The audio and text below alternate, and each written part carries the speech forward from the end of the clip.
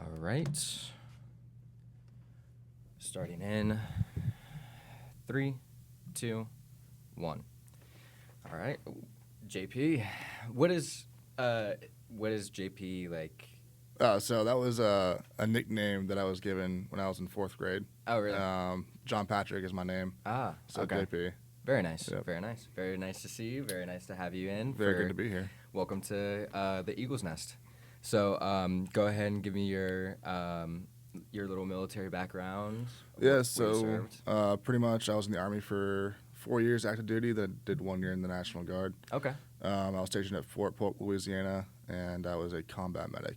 Awesome. Yeah, it was a good time. Yeah. So where'd you go?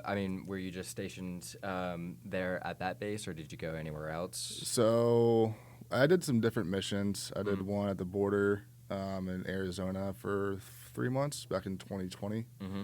And then I did Afghanistan in 2021. Wow. And then I was in Kuwait for a little bit after that as well. So, yeah. So, how was the experience of going to train as a combat medic?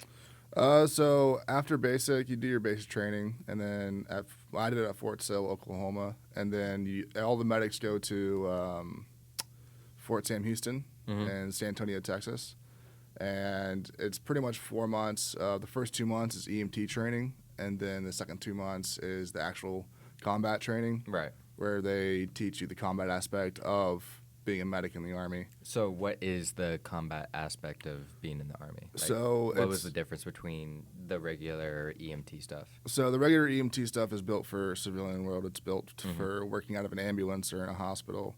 The combat part of our training was training how to be a medic while being fired upon, and how to pretty much all the combat injuries that we'd come across. It was very heavily focused on combat injuries, Right.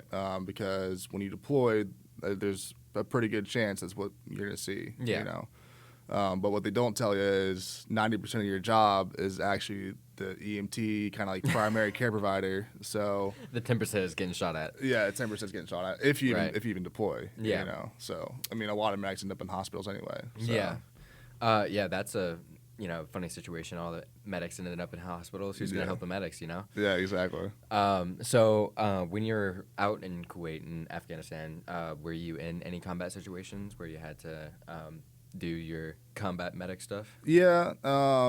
So I was there for the pullout of Afghanistan. Okay. So when we got on ground in August, we were there for about 5 days before we were tasked to go evacuate the embassy. And then at the embassy, we took some pop shots here and there. We had some dude return fire. Nothing crazy. And then when we got back, it was the airfield day, and there was a lot of gunfire going on there.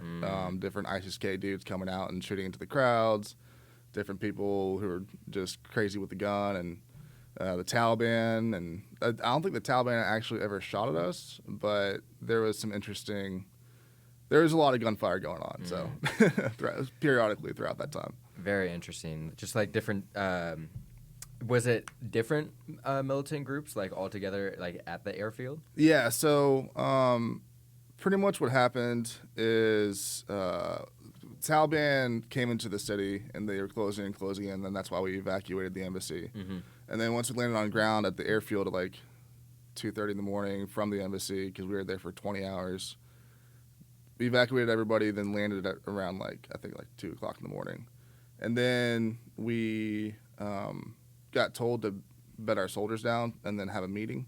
And then in that meeting, they're like, all right, we just got tasked to plug a hole in the wall of the base because there's people just flooding in. Wow. So we got everybody back up, and then we walked across the runways to get over there.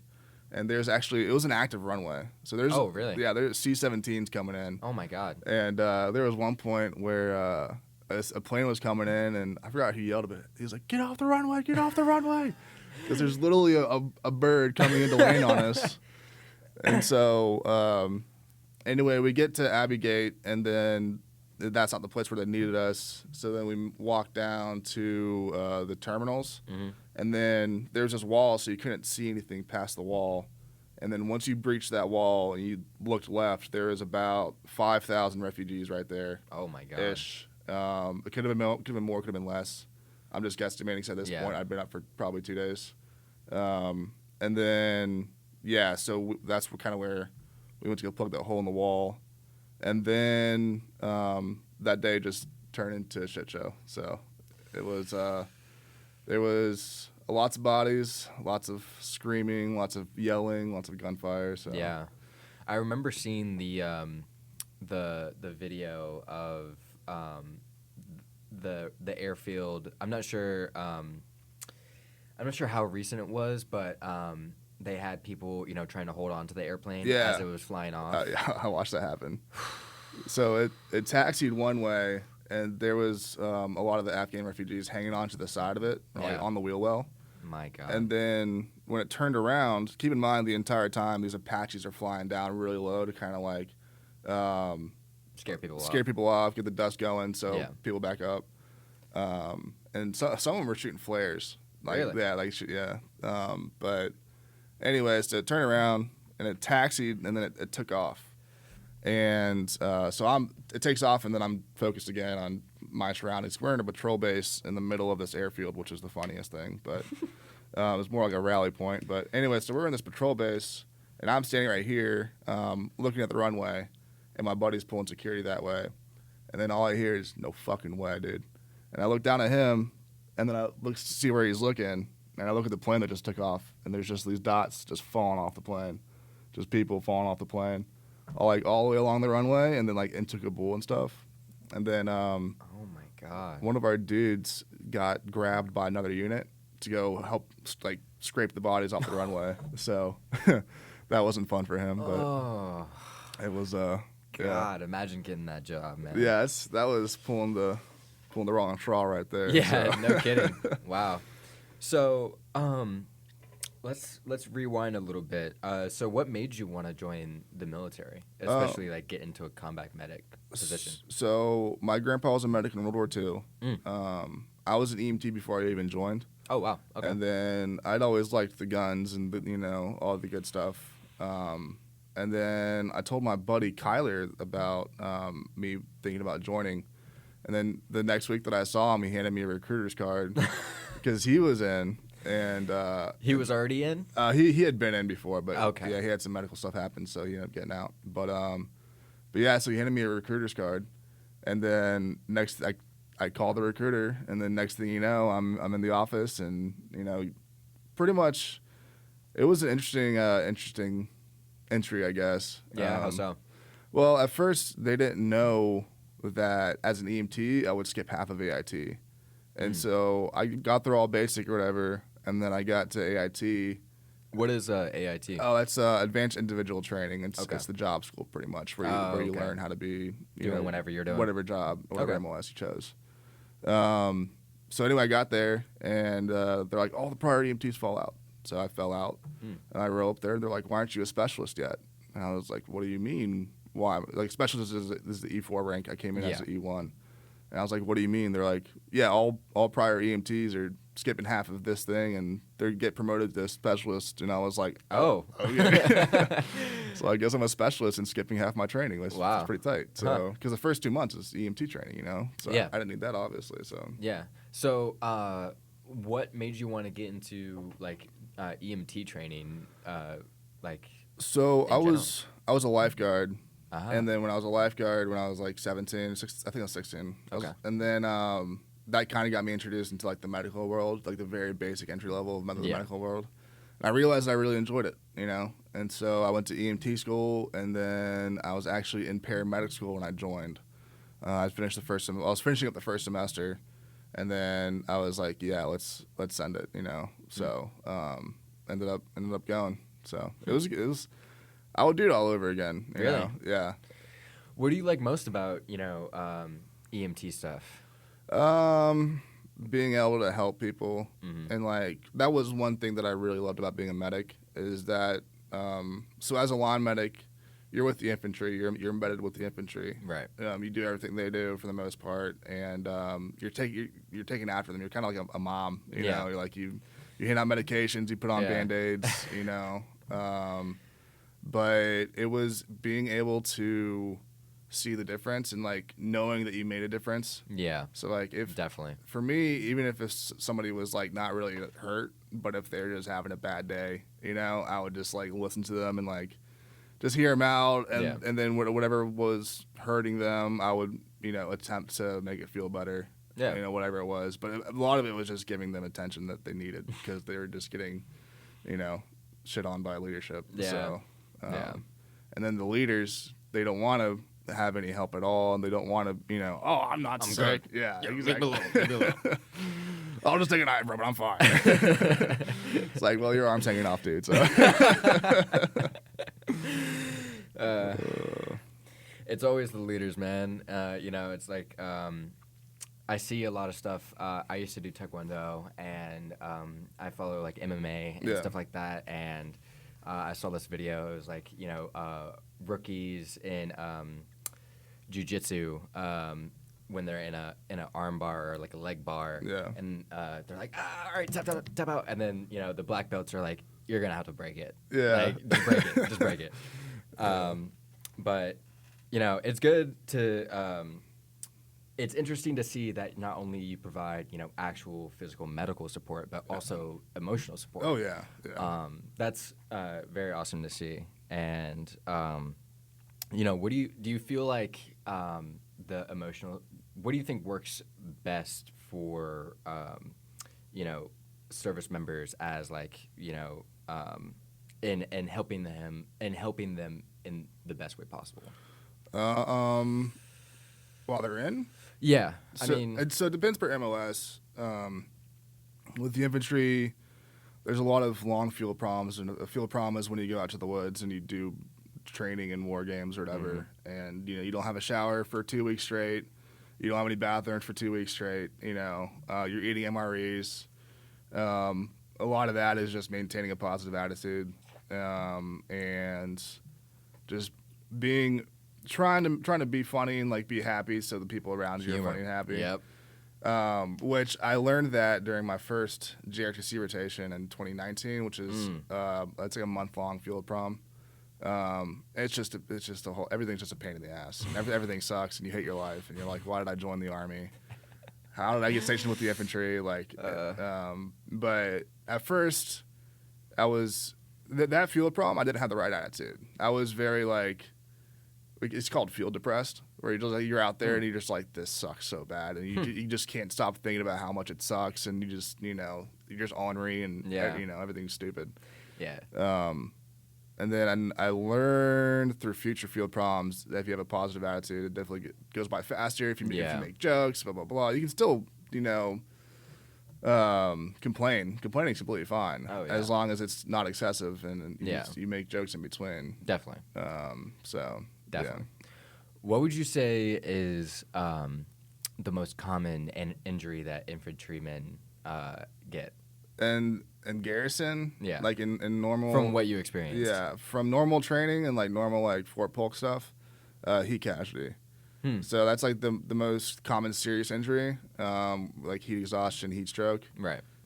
Just from going so hard and so long, and just your body being torn apart, and it's hot, and might not even be hot, but it's, you know, your body just gets really hot. Yeah. And then poison ivy for like the other ends. I've treated so much poison ivy. And then, but yeah, the heat casualties are always fun. Yeah. Because you got to get a core temp, so you got to get a rectal temperature. Oh my God. Yeah. So I've stuck a lot of thermometers in places I didn't want to stick them. So I remember my first one. It was this dude. I think that was the first one. We had been going all day for team live fires, just iteration after iteration after iteration of just running the lane and, you know, move, shoot, communicate. And it was during the nighttime iterations, and so I forgot the name of it.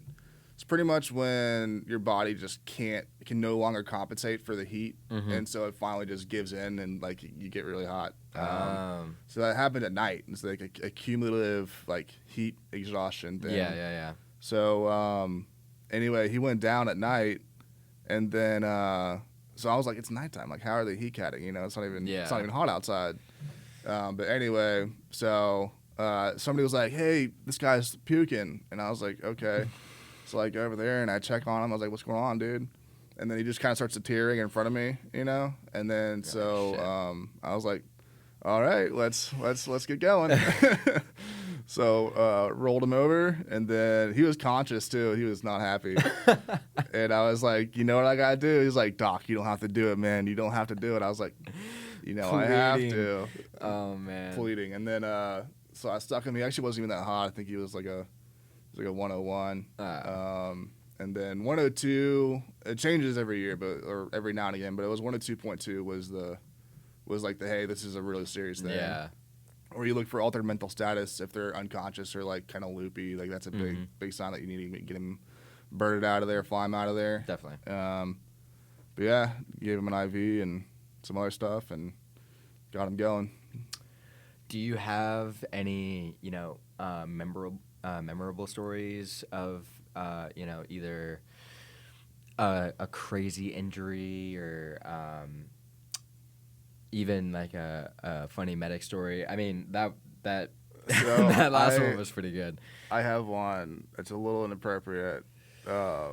It's not bad. It's not terrible. Yeah, we'll edit it in post. Okay, sweet.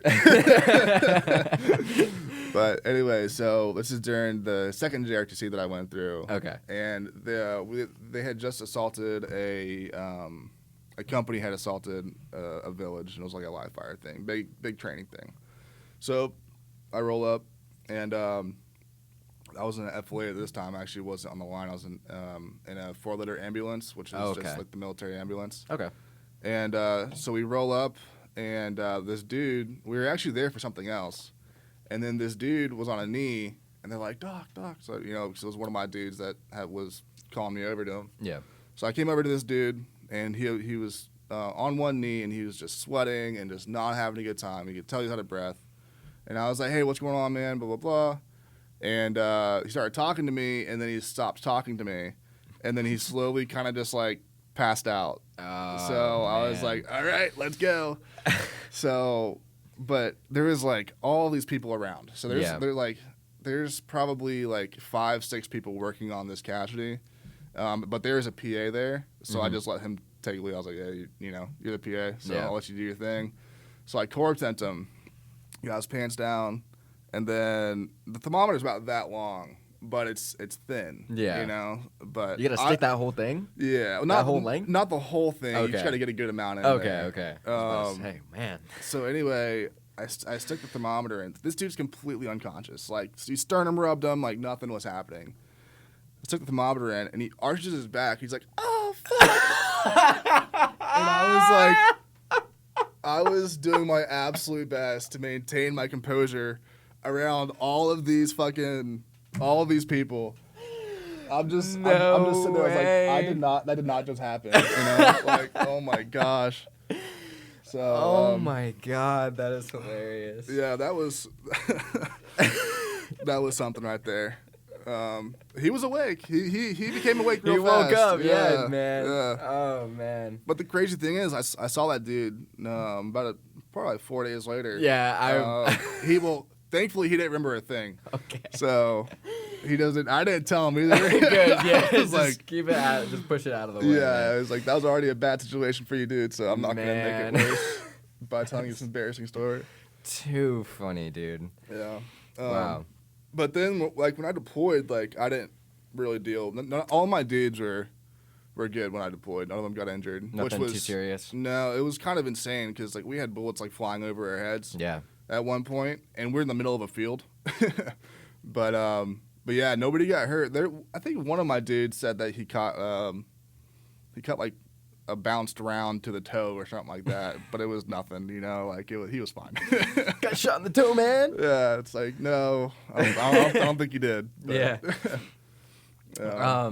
So what do you think is the most valuable thing that someone can learn from the military? I learned a lot about myself when I was in. Yeah. I joined as a dumbass 20-year-old. I turned 21 in basic. Now I'm 25. and my entire like personality and who I am now is because of the military. Because it's not in a bad way. People are like, oh, like you're all gung ho and like blah blah blah. It's like no, it's just I learned who I was. I learned how I react to things. I learned how I deal with certain situations. Because you're put in a lot of stressful situations. Definitely. So you learn, number one, how you deal with them, and then how you can deal with them better. Yeah. Because when I first joined, how I deal with a bad situation versus when I got out, night and day. Completely different, dude. And yeah. if you had, at 20, if you had thrown a casualty in front of me, even as an EMT, it wouldn't be like what I was when I got out. So. The military teaches you just like, just from the past veterans that I've, talked to, you just learn to operate completely differently. Yeah. Because it's just you're trained to survive and stay alive, and so that's something I feel like that sticks with you for the rest of your life. Yeah. I still have that mindset too. Whether I like it or not, there's still things that I do them in a certain way because that's the way that makes sense to me now. You know? Is it more often than not where you're like, I don't really like this, or is it like? As far as just like you were saying, whether you like it or not, like. Oh yeah. For the most time, I'm kind of indifferent about it, just because I've been that way for a few years now. Yeah. It's like meh. So I'm kind of just used to it now, and then, again, it's never like, oh, I was in the military, so I have to do it their certain way. Yeah. It's just my way or the highway. Yeah, exactly. I'm very malleable, which is one thing that I learned in the Army was being malleable and open to ideas from different people. If somebody has a better way to do it, I'm all ears. Like if your way is better than my way, then let's do your way. Yeah. My dad, he's always the our family, we like to give him a nickname called Brent Adamus. His name is Brent. So, he's always like, he would like to predict events like 6 months in advance. He would like, oh, gas prices will lower. Or, Biden will do something. Blah, blah, blah, blah. Yeah. And so, whenever he's telling me to do something or my brother to do something, and we kind of like push back. We're like, I don't know. I'm thinking about doing it this way. And he's like, what his thing is, do it my way. And if that goes wrong, we can do something else. Yeah. Like it's just like he has his method, and his method usually works. Yeah. But if it doesn't, he's golden for something else. Yeah. So not. I feel like even though I didn't go in the military, I learned a lot about the military life and how to operate. Well, that's the thing is your dad being in for so long. I was only in for 4 years, technically 5 years. Yeah. But like these were the small things that I learned. The longer that you in, the more it's actually ingrained in you and more instilled in you. Because especially at the higher levels. Definitely. But even joining at 20, if you join at 18 versus 20. At 18, you've had no life experience. So you are thrown right into that environment, and people will latch on for dear life because that's all they know, which is completely fine. Did you see that a lot in the younger kids? A lot of the younger kids, those are the ones who re-enlisted because they got in and then they stayed in because they joined at 18. And some of them are like, fuck this, like I want to live in the real world. But others are like, because the retention officers, they like to scare you. Yeah. So you go in there, they're like, oh, there's no jobs out there. You're not going to make it. Like, oh, my God. They get real serious about that stuff. Jesus. Because they have to meet a certain criteria, like a certain amount of people to re-enlist. Yeah. And if they don't, it looks bad on them. Wow. So they'll say some wild shit. Man. But, and it's mandatory. It's a mandatory meeting with them, so... when I was in Kuwait, I was dead set on getting out. Like I knew I was getting out. Yeah. And I went to the retention officer, and he was like, oh, have you seen any of the jobs out there? Like, it's the prices are so high for housing, and you're not gonna get a job, and blah blah blah blah. And like, what's your plan? Crazy. And I was like, well, I'm gonna go to college and use the GI Bill, and then just work, while I'm doing that. He was like, do you know how hard that is? And I was like, dude, if I'm telling you, I'm getting out.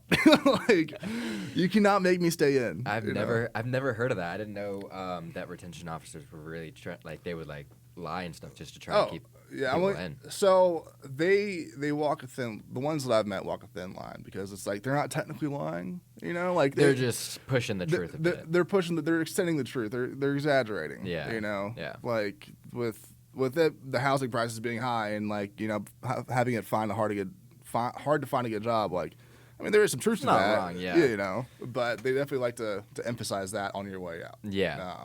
Definitely. But yeah. That's very interesting. Yeah, that was something I didn't realize before. I thought it was just like, like, oh, you're good. All right, you want to get out? Sure. No. Yeah. It depends on the person as well. Yeah. Some people are different. Some people are gung ho about it. Some people are like, yeah, you can get out. That's fine. Definitely. So, how was your transition of getting out of the military? It was rough. Yeah. Some people have easy transitions. Yeah. Some people have really hard transitions. Mm-hmm. Mine was not really hard, but it was definitely difficult. Yeah. On my way out, some stuff happened that I wasn't happy about. Was just. Do you want to get into that? Nah, it's a whole story. Fair enough. No worries. But yeah. So once I got out, I mean, I was a free man, Yeah. and so I had my DD-214 and I was happy, and what everybody does, they go back home and they drink and they just have a good time. Yep.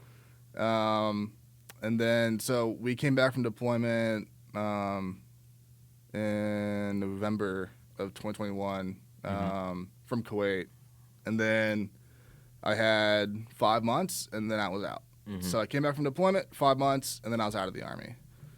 Which was a little interesting because I'm still like going through the deployment stuff and like trying to process what happened there, and then I'm a civilian just around people that don't understand me at all, Yeah.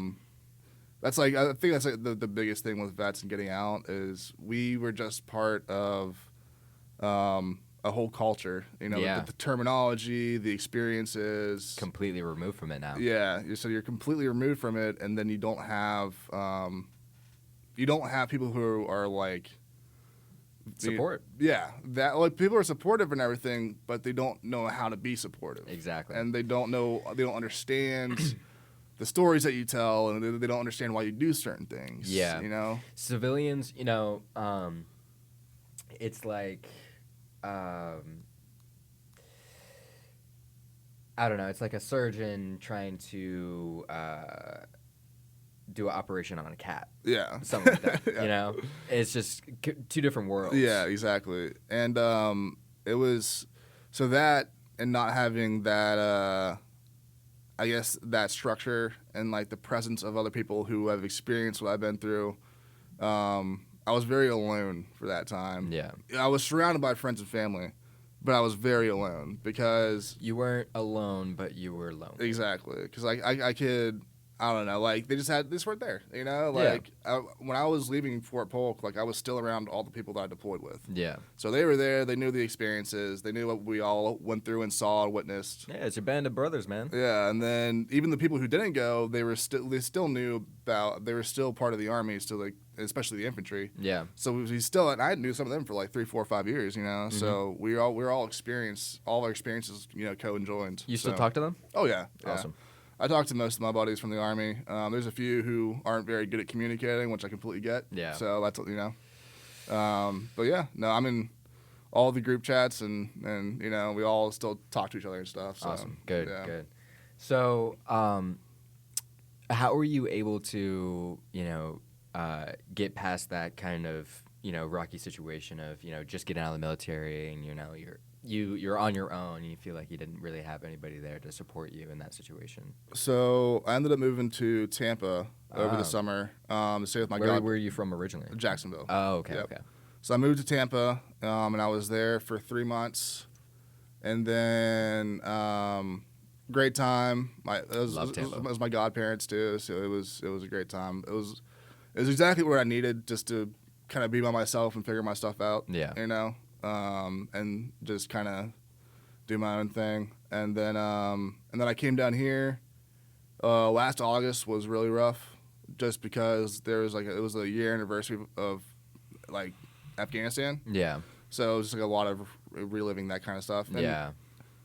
it was weird. It wasn't like I don't know. It was just being reminded of a lot of stuff that I kind of suppressed. Yeah. You So, can we talk a little bit about like, how it felt like reliving that situation? Yeah, for sure. A lot of it was in the movies. You have like the veteran like in a corner freaking out, rocking back and forth. Like some weird stuff like that. But with me, it was mostly just being in a conversation, and then just leaving the conversation for like a minute, and then coming back to the conversation. Like mentally checking out? Yeah, just mentally checking out and remembering stuff, and then thinking about just situations and replaying them. Yeah. And then I would come back to the conversation, So nobody really noticed. Yeah. For the most part. Yeah.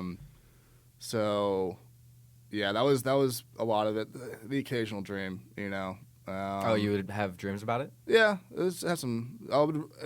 was never a specific scenario that I was reliving. It was like a scenario, like for instance, like when we were at the embassy, we got told that if we got attacked, or at least I did. Yeah. If we got attacked, there was a good chance that we didn't have any support. Yeah. Like, we had no air support. We had no ground support. It was just us. Yeah. Versus the Taliban, if they decided to do that, and the way they were going to do it is, they thought they were going to rally up a crowd and then use the crowd as cover to come in and pick us off, pretty much. So knowing the fact that if we got attacked, I was probably going to die there, that was something that in the moment I just processed. I was like, I didn't process it, but I was like, okay, that's good. That, I'm fine with that. I can do that. Yeah. And then down the road, I was like, oh wow, shit, I could have died, man. I was like, a lot of the times you're kind of disconnected from reality in that sense. Definitely. There's a possibility of you dying, but you just kind of like, okay, let's get the mission done. Yeah. Let's get this done. Let's get this done. It's so strange, how, people can just get in be in a very dangerous and, traumatic situation, and just like their brains just like it's like a survival mechanism. Yeah. They just switch off. Yeah. Just so they can continue operating. Yeah. And then months and years later, that switch is turned off. And you're like, oh wow. Yeah. Man. It's like that was a wild situation, Yeah. It was interesting seeing that stuff. Yeah. But I mean, again, I'll do it all over again. Oh, yeah. Is there anything you would do different? Maybe pick a different job. Oh no, no. I would EMT still, all the way. Yeah, I would still be a combat medic. That was my fun Your time. bread and butter. Yeah, that was what I enjoyed. Yeah, I can't think of anything that I would do different. Obviously, like people say, live with no regrets. It's like, okay, I definitely guarantee everybody regrets some stuff they did. Yeah. Like Definitely. like come on now. But there's, I can't think of anything that I would change, like big wise. Gotcha. Do the same job. I would go to the same unit because if I didn't go to that unit, I wouldn't have met the people that I met. Of course. And so I have lifelong friends now from, suffering creates bonds. Yeah. So. Oh, definitely. Would you be in for longer? No. No. 5 years is enough. Yeah. So 4 years active, then 1 year in the Guard. And, yeah, let's talk about the Guard a bit.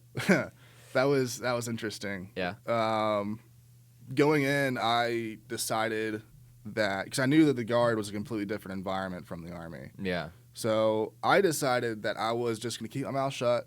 I wasn't going to say anything, and I wasn't going to correct anybody. I wasn't going to try to walk in there, hey, I was active duty, I'm a big badass guy, So like, I literally just walked in there. I met the people in my platoon, and then I didn't say a word. I didn't correct anything. I didn't try to change anything. I just watched how they worked, so I could gauge the level of intensity and the level of like respect. And I feel like the National Guard is just seen as like a lot more serious. It's actually kind of the opposite. Really? So, yeah. So like I guess it also depends per unit. So like when I was with the medical brigade or battalion. Okay.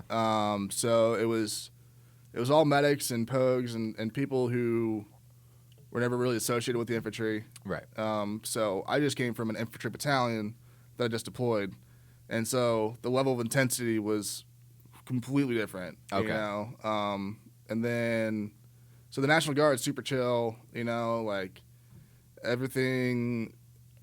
So for instance, like I was in the motor pool in the active duty Army. Yeah. In the U.S. Army. And we had to do a layout until like we were missing something. And we stayed overnight because we were missing that one piece of like sensitive equipment.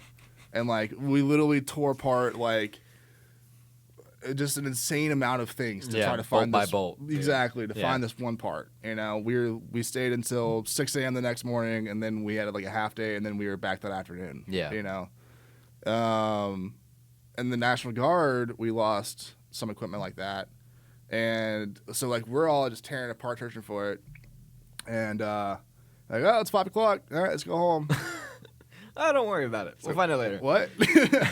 Wow, I didn't know that. Well, we ended up finding it. I think some dudes ended up staying for a little bit and looking for it some more. They ended up finding it, but yeah, it was just weird having that. Or like we would be doing a layout, and for like one of the trucks. Yeah. And the truck would be like, okay, well, this hammer wasn't like this hammer, and you were going too slow holding up things while I was calling it out, so I'll be back in 3 hours. And then everything's fine, everything's good, minus one little thing, and then the commander leaves, and 3 hours later he comes back, and then it's like 8 o'clock at night, and then you're like, why are we still here doing this? Makes absolutely no sense. And then the guard, they're like, yeah, like literally started throwing stuff in piles in front of the FLAs, and that was their layout. And it was just the difference in like cultures, I guess. Yeah, but it was odd. So just to clarify, layouts, is that like just kind of like inventory? Yeah, pretty much. Okay. So you have like for the FLA, you have your Pioneer kit. You've got your MES sets in the back, which are like these big medical sets. And the Pioneer kit's like the shovel and pickaxe and stuff to get you out of if you get stuck. And it's just stuff like that, and just making sure that you have the correct stuff. And if you don't, then we can get it on order. Yeah. But I did so many of those at Fort Polk, it was ridiculous. It was insane. Yeah, I don't know if it's just the my civilian perspective on the National Guard, but whenever the National Guard gets deployed, you're like, oh snap, like things are kind of getting serious, Like, yeah. So if they deploy stateside, or if they get active, it's called getting activated. Yeah. If they get activated stateside for like a riot or COVID or whatever it is, like. Yeah, typically the situation's pretty serious. Or the hurricanes. I actually got activated for the hurricane, but then I got deactivated because I was red on my PHA, which is a periodic health assessment. Oh. I didn't do it because the Is that why you were red? You just didn't do it? I did. Well, the National Guard was like, all right, we're doing your PHA this day. And then it never happened. Oh, They never did it for me. And then I was like, don't I need a PHA? They're like, oh, you'll do it 2 months from now. I'm like, okay. So I got activated. And so I drove up to Tampa because that's where my unit was. Yeah. And then I got deactivated when I got up there because they're like, oh, yeah, you're red on your periodic health assessment. So I was like, okay, I'll drive back. And then hurricane hit, and then I drove back the next morning. And then I did more good, though, like kind of by myself because they sat in the Army for 6 days doing nothing. Oh, my God, yeah. And so I was actually down in Fort Myers, like on Fort Myers Beach, like giving people rides and removing debris from the roads and, dropping chem lights at down power lines and just just random stuff I could do because I was, number one, I was bored. And number two, I was like, if I might as well have a mission, might as well give myself a mission. Yeah. Here, yeah, that's awesome. I'm not doing shit. So yeah, I was stuck in coastal. Okay. With some buddies, and it was crazy. I was like, middle of the night, I was laying in their living room, and they had a big wide window right showing out into the parking lot, and I swear I was laying and my head was like directly facing to the window, and I would hear the wind howling. I was just like, I just hope nothing just flies through that window right now. Are you from Florida? Yeah. Born in Hawaii. Okay. Father was when military, he was doing his thing there. Then we moved to Alabama, and then Florida, and then just kind of been moving around Florida. Yeah. So, because we actually had 2 hurricanes in Louisiana in 1 year. Oh, really? Yeah, that hit us, both of them, and man, it was Laura and Delta. But after the hurricane, the power's out. Everything's like messed up or whatever. And then everybody, if it doesn't matter if you're married or not, like you got tasked to go to the company and then guard weapons or clean stuff or do whatever. Yeah. And then eventually they let the married dudes go home, because their families are just with no power in their houses, So the rest of us are just. I was literally like sweeping a nature trail with a broom. Like it's literally a nature trail. Yeah. And I'm sweeping it with a broom. Dirt with dirt. Yeah, because there's no we didn't have any leaf blowers or anything. And then and then there's a downed power line, and we're like, we can't go through this. And then we got told to walk past it. Like there's downed power lines, and then this dude comes out of nowhere. So one of the the electrician dudes or the linemen. He was like, "What are you doing? Get away from they're alive. What are you doing?" So I was like, Jesus God Christ. damn it. So, yeah, that was just another great Army time. Yeah. I swear, the best stories come from the Army. I say. But so, if you were to describe, what the National Guard does, like, what would you say? So what is their main purpose? Their main purpose is for not necessarily state security, but like helping the state out. So it's pretty much like the state's army. Okay. But they're federally funded on certain aspects. Does each state have their own National Guard? Each state has their own National Guard. Huh. They do deploy. I think they just got my unit went to. I forget where they went. They went somewhere. It was like Saudi Arabia or something like that. Oh, wow. But they're there to help the state out. So, like, if there's a hurricane, they get deployed for the hurricane for water, food, medical, security, all that good stuff. If there's a riot, they pull security. Hopefully the MPs go out, but usually just like the infantry do is they go out and pull security.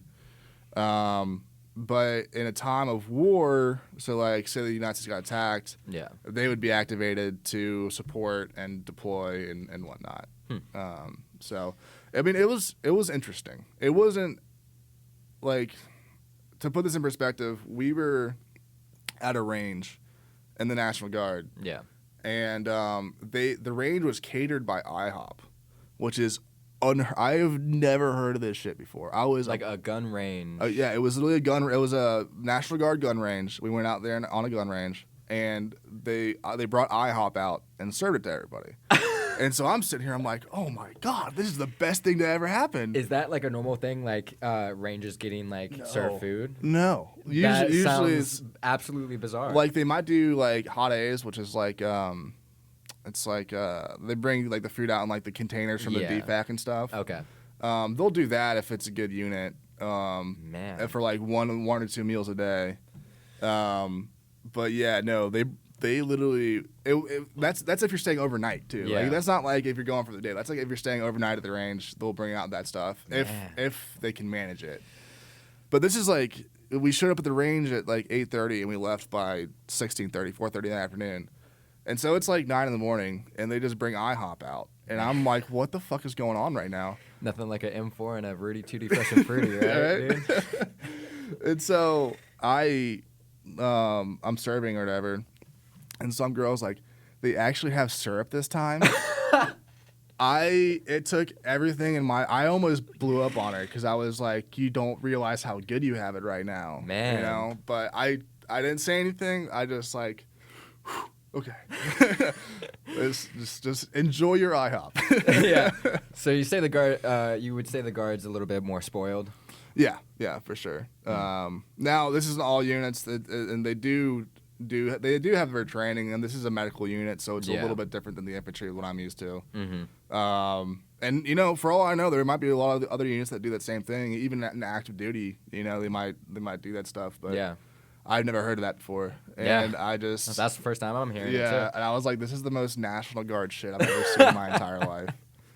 But yeah, the good thing about my unit in the Guard is a lot of the people that were in my platoon, they were all either nurses or firefighters or working to become firefighters or paramedics, and the ones who weren't were typically of sound medical, at least with the Army side of it. They're, like they could help out in a role too, like which is a field hospital and stuff like that. Definitely. So, Definitely. Yeah. Very awesome, man. So how did you end up here at FGCU? So before I joined, I'd always wanted to go to, I planned on going to FGCU. Oh, really? And I was actually misinformed. I thought it was directly on the beach or like right across the street from the beach. But they were talking about the man-made beach. The man-made beach, yeah. So like I'm a Floridian. I'm like, fuck yeah, like they're right on the beach. I can go out there, catch some waves, like, and then go to class. It'll be tight. And then when I was in Tampa, I decided to get down here for college. I was actually driving into USF to talk to them for admissions for the fall. Right. And it was spring because I did too late. So both fall for USF and FGCU was already closed out. So I went to go apply for the springtime, and I was driving through the threshold of the parking garage at FGCU. Yeah. And at USF. So I'm driving into the parking garage at USF, and FGCU calls me. They're like, "Hey, you want to start in the fall?" And I was like, "Yeah, let's do it." Like, and it was literally just, to me, that was a sign. I was like, I'm literally pulling into like USF, and then FGCU calls me. He's like, "Hey, we can get you in the fall." I was like, "Perfect." Yep. So ended up coming down here, got a place, and then I was looking for like other veterans, pretty much. Right. Just because, there's absolutely nothing wrong with anybody at this college. It made it a little easier to talk to. Veterans, man. Yeah, it's easier to talk to sometimes, and a lot of times they understand. And I have friends who aren't in the military, around here. Oh yeah. But it's just the initial meeting of somebody is much easier as veterans because then you 100%. Immediately have something to talk about. Yeah. So it's me being lazy, pretty much. Yeah. Anyway, so, and then I forgot how I got my first meeting. I met Troy. Yeah, so I think I talked to Troy, or I emailed Troy or talked to him over the phone because I had an idea for my work study that I wanted to do. Okay. Or I didn't even know what work study was, but I had an idea that I wanted to do. So I ended up meeting him at like the fall vet bash thing, and I met some other veterans there too. Yeah. And then that's when I realized I don't like. Well, at that time I didn't like meeting new people, and I still am not a big fan of it. But at that time I realized how much social situations weren't what they used to be. Yeah. And that's just from being with the same people for 3 years, and not having to expand outside my friend group. Yeah. But yeah, so I met Troy, and then next thing you know, I'm going to SPI meetings and the Student Veterans of America meetings, and so it's going great now. Awesome. What is your work study? So it's called Stop the Bleed. It's actually a national program that they kind of just let people. If you can sign up to be an instructor. Mm-hmm. So I signed up to be an instructor, and with my military background, it was really easy. And so when I was in Afghanistan, I saw a lot of preventable deaths. Yeah.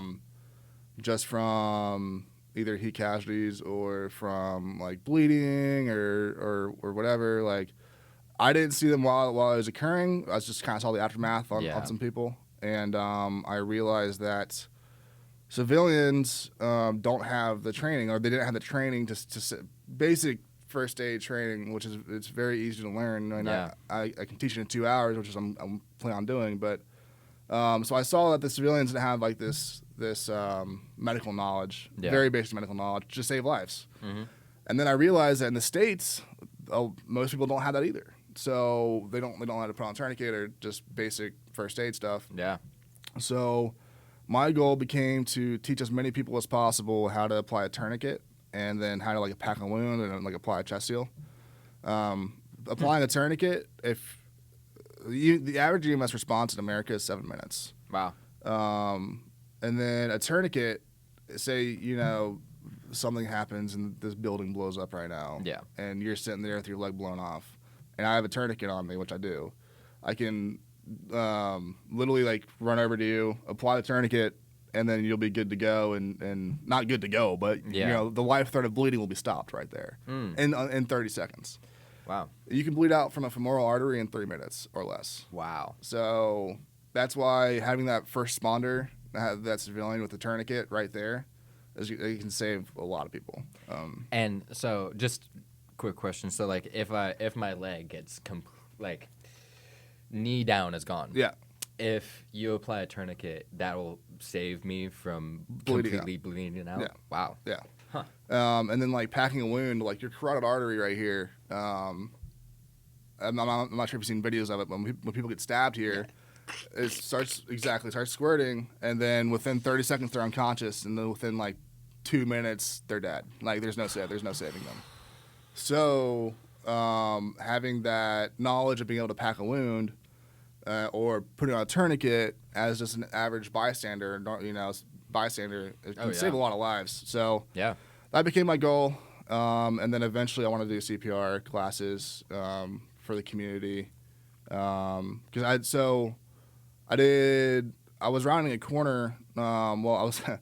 So on the airfield there was C-wire. That's what held back the refugees from us, and that's how we were controlling the crowd at first. Like the concertina barbed wire? Barbed wire, yeah. Gotcha.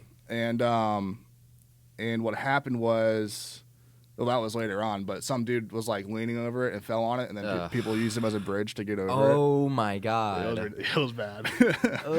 That dude didn't make it. But anyway, so I'm walking along the C-wire, and one of the dudes was like, "Hey, doc, they need you down there." So I was like, "What's up?" And he was like, "Oh, like cuts, like C-wire cuts." So I started walking down, and then one of my other dudes was like kind of like walking fast, really excited, like has like this face of like, it wasn't like a happiness, but it was just like an excitement, you know? Yeah. He's like, "Doc, they need you down there right now." And I was like, I thought it was just C-wire cuts. I thought it was just, some people with like little cuts in their arms. And I roll up around the corner, and 2 of my medics are doing CPR on a 7-year-old boy and a 4-year-old girl. So I roll up, and I'm like, assess the scenario, see what's going on. And Kirby, one of my medics, moved over to the girl to help my other medic out. Yeah. Doing CPR on the girl, and then I took over for the boy. Boy was like cyanotic, blue. He needed to get to. He really needed to get to a actual hospital. Yeah. So I'm doing CPR, and then I have one of my PLs, because you're not supposed to do CPR in combat. But why is that? So, because once you start CPR, you can't stop it. Technically speaking. But that's more of like a civilian thing, for like legal reasons. Okay. But this is Afghanistan, but anyway. 7-year-old boy. Yeah, I don't blame my medics for starting CPR, because they, if you brought me a child and I checked the pulse and there was no pulse, I'm going to try to save that child. Yeah. When you arrived to the scene, did you get informed of like what was going on with the children? Yeah, so I had my medics give me a rundown, like very fast. A lot of this is like, I don't really know the chain of events that well, because I was like up for 2.5 days at that point, I think. Yeah.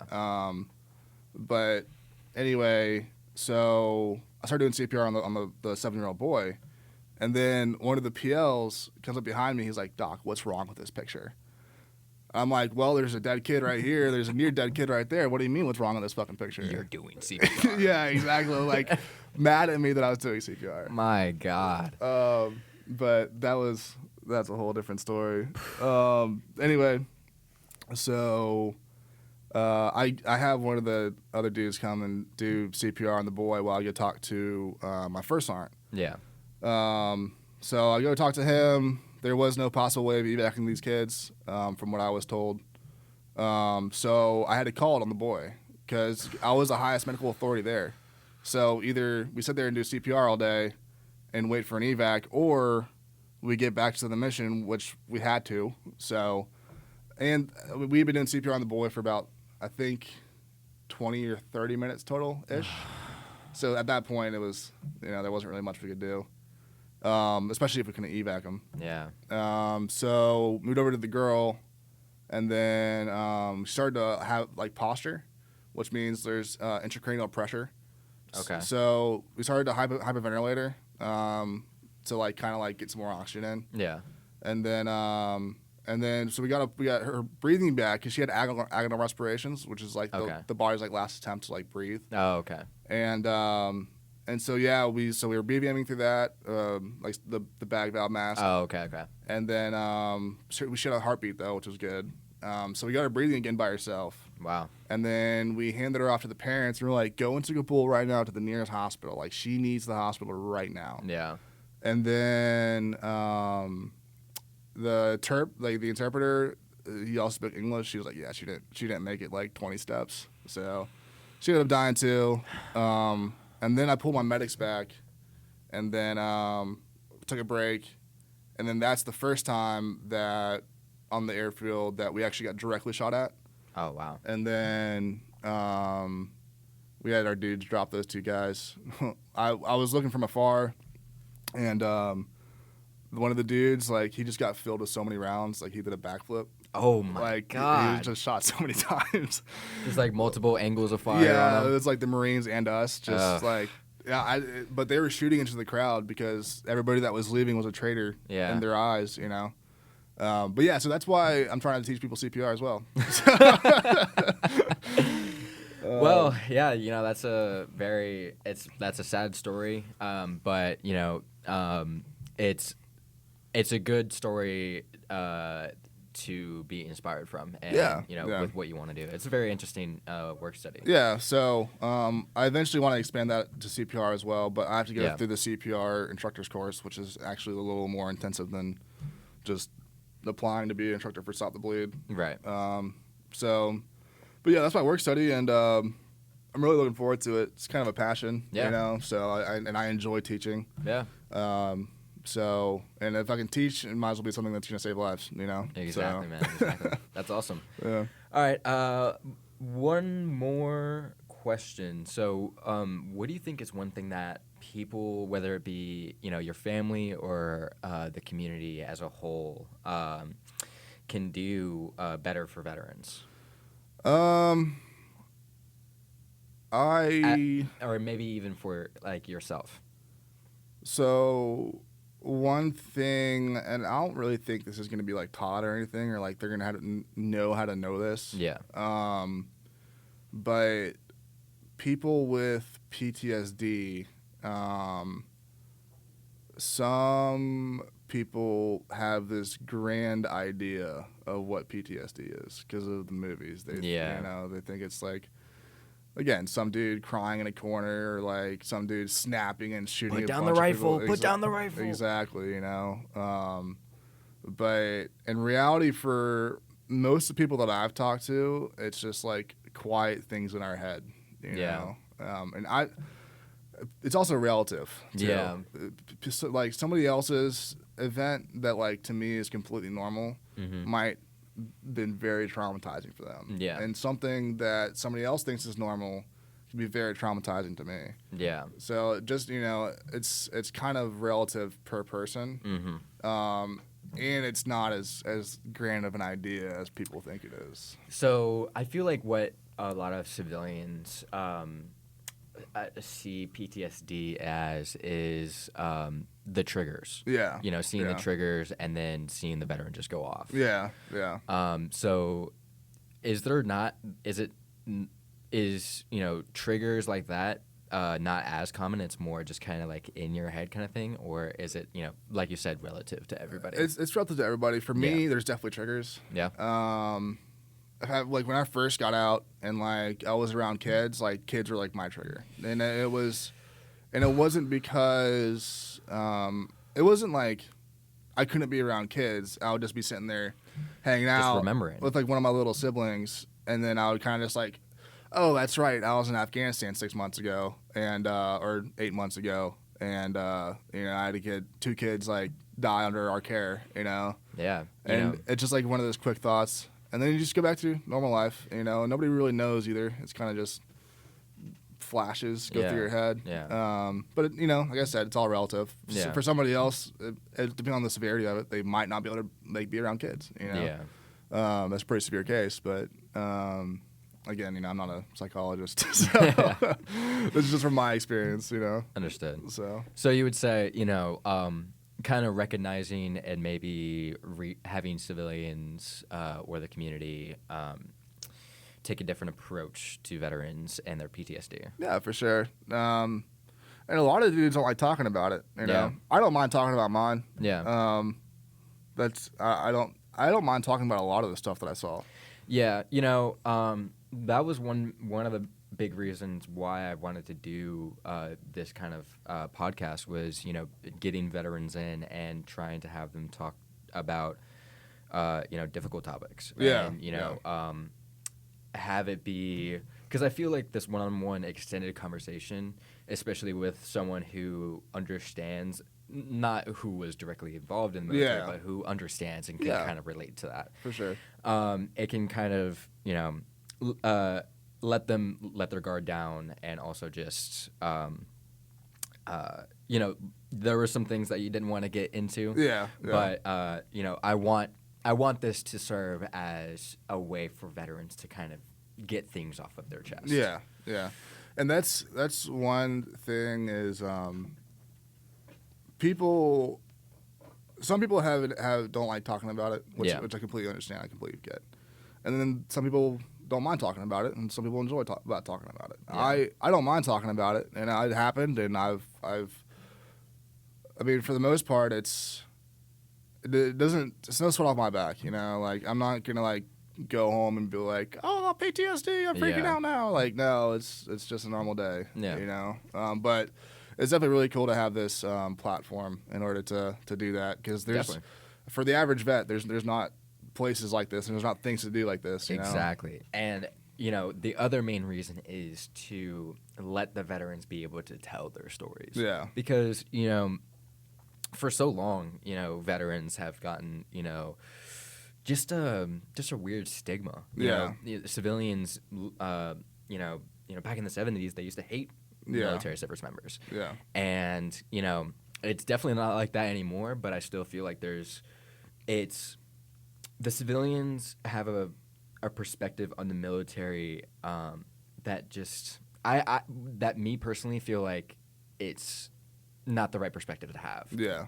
Yeah. They should be, I mean, for me, I'm very grateful for being able to talk to veterans and being able to hear their stories, because not only are they A, hilarious, B, very, either exciting or interesting, but just it's experience. And I always love to exchange and learn experience. Yeah. Well, that's the thing is, like, this is a great thing, because vets can tell their stories. Yeah. And like, vets love telling stories. Yeah, exactly. They love sharing their experience. From my experiences, vets love sharing their experiences. Yeah. And so this is a place that's like, when I'm talking about like the heat casualties and like me having to give a silver bullet, to you it's just funny. You're just like, hell yeah, that's wild. But to somebody else, it's like, oh, well, that's kind of weird, Yeah, so definitely having a nice judgment-free zone for that kind of stuff. But all right, I think that's a wrap. So, are you going to be going to the SVA meeting on the 3rd? Yes. And what about the talent show? No, because I work that day. Oh, okay. There was another one. I think the bigger one is going to be on the 21st. Yeah, that's going to be like the. Is that the expo? Is it the expo? We're graduating. Everybody's graduating, and like we're getting all together and be happy for them and stuff. Oh, okay. I think that's the 21st, and I think the 3rd is the expo. Yeah. Okay. Yeah. Gotcha. Well, I think that's a wrap. Thank you so much. I really appreciated your time. I loved hearing your stories. It was. Thank you for giving hilarious. me time. Thank you, man. All right. It's a wrap. Awesome.